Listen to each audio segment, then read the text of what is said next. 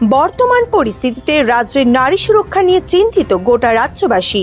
নারীরা নিজেদেরকে কিভাবে রক্ষা করবে এবং সচেতনতা বৃদ্ধি, পাশাপাশি শৃঙ্খলা বজায় রাখা, এই নিয়ে এক অভিনব কৌশল নিল জাপান ক্যারাটে অ্যাসোসিয়েশন।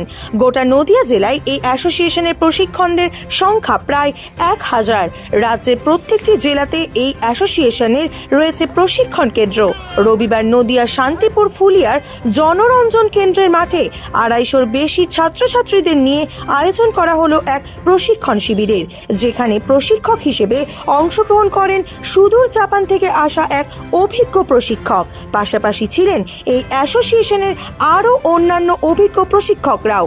এদিনের প্রশিক্ষণ শিবিরের মধ্য দিয়ে প্রশিক্ষকরা জানাচ্ছেন, বর্তমান পরিস্থিতিতে মেয়েদের নিজেদের সুরক্ষা নিয়ে চিন্তিত অভিভাবকরা।